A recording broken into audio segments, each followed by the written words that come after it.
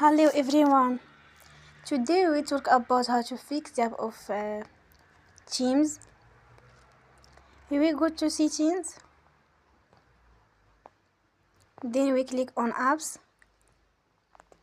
After that you will search the app Teams and you will click. Then you will on force stop.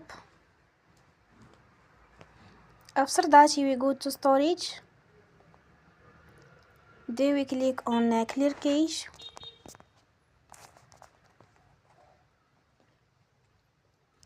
In the end, turn off your phone and you will restart your phone again. Don't forget to support us